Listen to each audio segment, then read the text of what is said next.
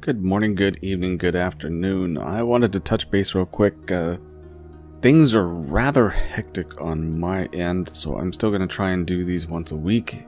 Quality may suffer, I'm sorry, but I have a lot of things going on. So anyway, let's go ahead and get started. This is kind of a shorter chapter, but again, this part of the story is huge for the next 800 years of the Trodaire family. So here we go, chapter 11. The first real sting. Here we go.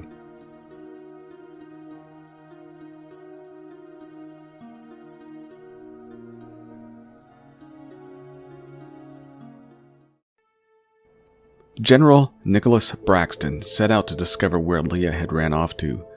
She was obviously distraught over the events at dinner.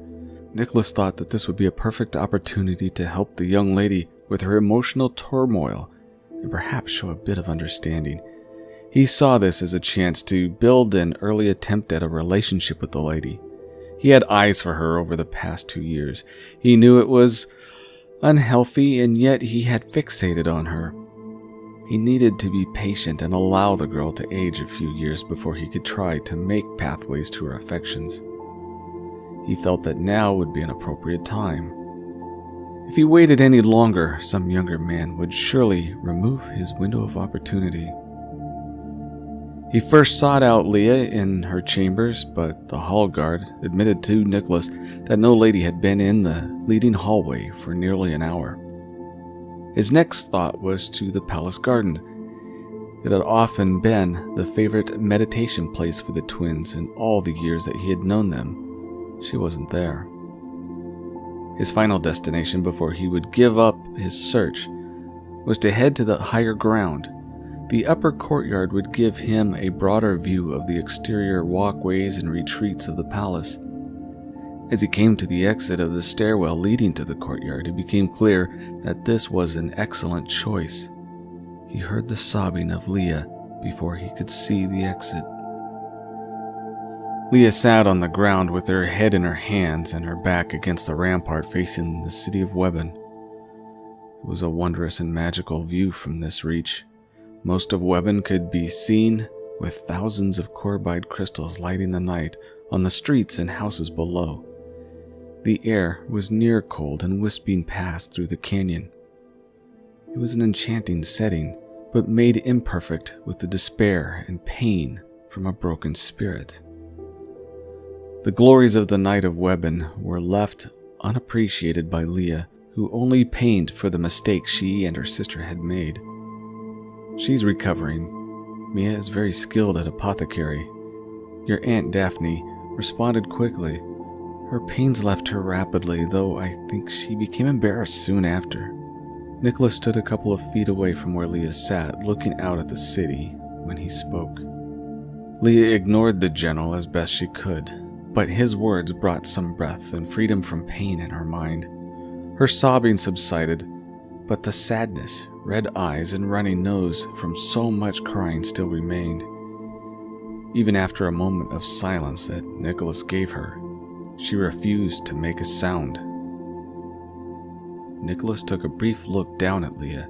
Even in her sorrow, he still found longing and a good bit of selfish desire for her affections.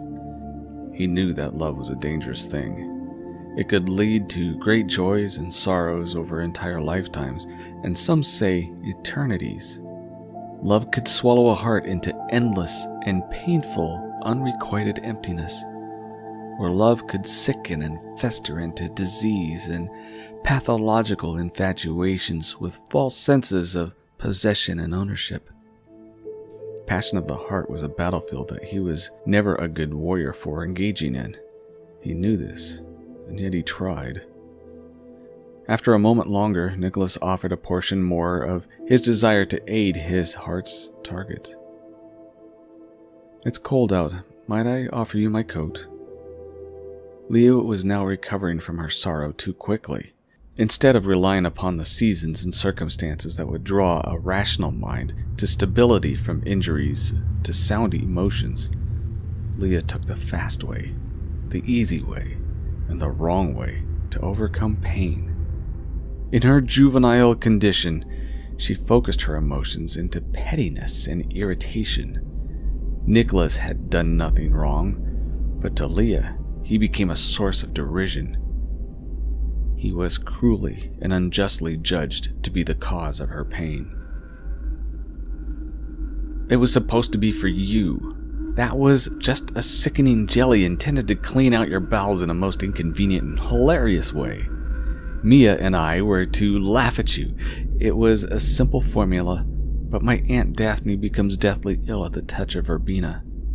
We nearly killed her. Nicholas misunderstood Leah entirely. He was charmed, thinking that the prank was a young girl's way of showing misguided interest.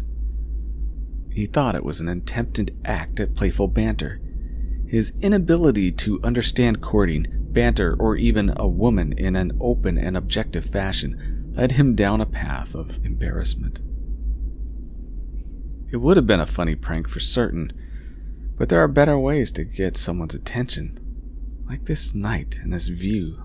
Both you and the city are breathtaking.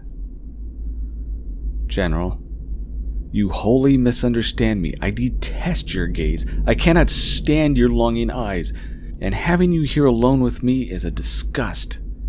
You are too old for me. You are too tall for me, and I certainly have no love for facial hair. I want someone younger, less serious, and more able to understand me. You have none of these. You have nothing I desire. I wish to be alone. The words hissed out. Leah let the tangled and twisted rush of confused emotions control her tongue. These were words she instantly regretted, though they had truth in them. I see. Very well, my granddaughter sovereign. I shall leave you be. Forgive my folly and misjudgment. I shall never bother you again.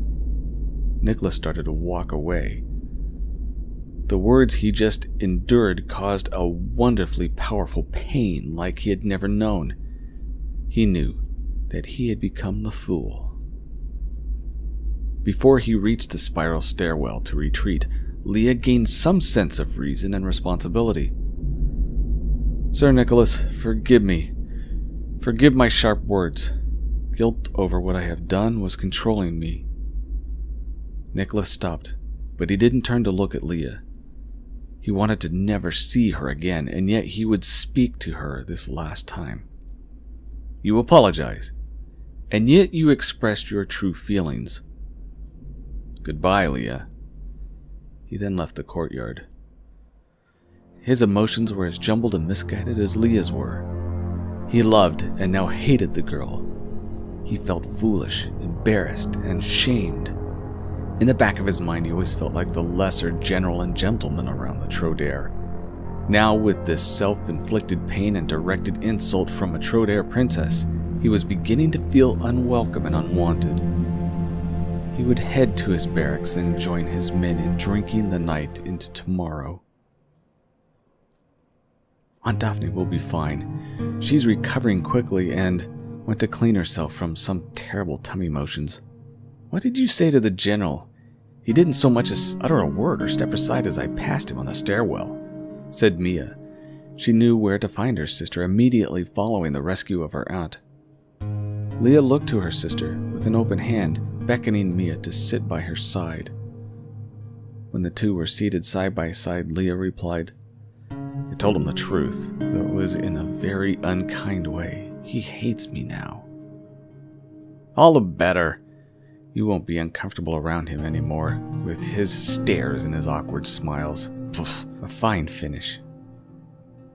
The way he dismissed himself, I doubt that I will ever see him again. I think that I was too insulting. I fear that I might have done more harm here than what we did to Aunt Daphne. Leah spoke with a soft and tired voice. Silly nonsense, you've freed yourself from his obsession. You did right, Mia uttered with sounds of confidence, believing her words completely. I hope it's true. As the evening passed into the late hours, Nicholas had found his barracks, his bottle, and companions. They all drank too much, yelled out songs of victories and sorrows, and talked of things that would never be considered from sober soldiers of Ag. Nicholas had bitter words. His inebriation was profound to the point of irrationality. He cursed Leah.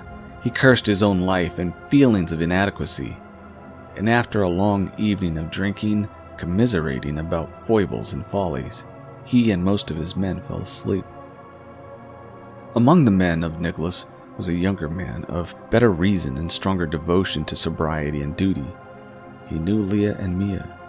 He had been to parties with them, danced with them, and often laughed through evenings together with them. He had known of Nicholas's feelings towards Leah, having talked of her with his men on their journeys and campaigns. All the men talked over campfires, long marches, or within tents. Like most of all of the men, Nicholas had shared enough for this man to know somewhat of the general's desires. Now this young man felt unburdened. A wall that was forbidden to pass was removed. The lieutenant named Darien found a freedom that had been denied to him in the past. A gentleman and a devoted soldier would never step out of line with his fellows. All the lieutenants of Nicholas kept away from the objects of his affections out of duty and respect. Darien listened to the curses and the words of derision that his drunken general spewed out towards the princess. This was a dream that he had wanted. This was an opportunity that he thought he would never have. This night of angry words and broken dreams for one man meant a chance for another. Darien was going to make a play for Leah, and he hoped that his general would only find out when Leah's heart was won.